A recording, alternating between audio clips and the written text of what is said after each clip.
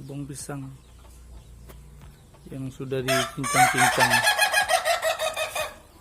Ini batang pisang yang sudah dicincang-cincang untuk dijadikan bahan pakan ayam atau bebek.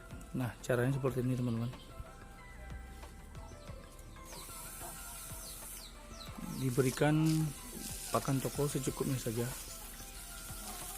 yang kira-kira cukup lah ya.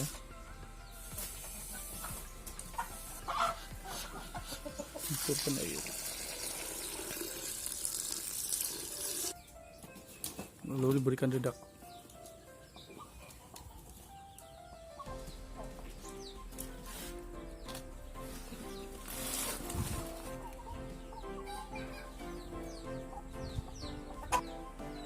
Nah, setelah dicampur dedak lalu diaduk sampai rata.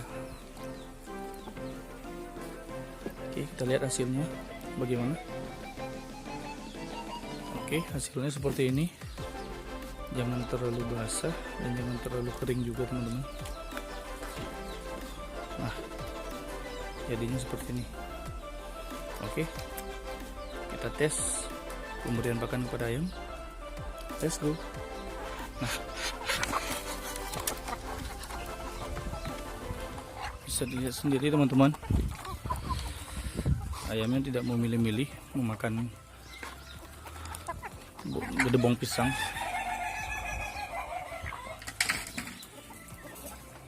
Sampai berkelahi-kelahi rebutan pakannya. Oke, kita lihat selanjutnya untuk pemberian pakan bebek. Nah, untuk pemberian pakan bebek kita lihat bagaimana bebek sangat lahap sekali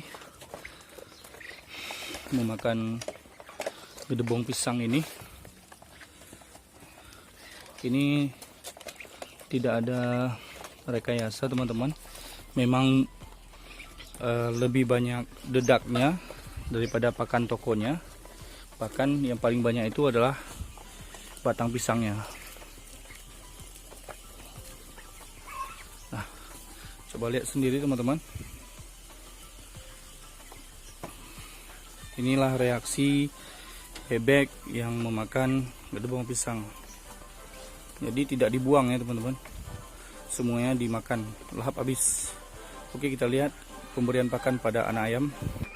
Nah, ini kosong ya teman-teman pakannya, kita lihat.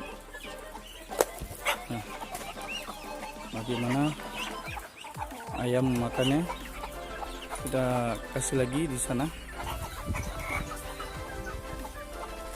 Nah, kita lihat ayam pada bawa-bawa lari nih batang pisang. Nah, gedebong pisangnya pada dibawa-bawa lari ya.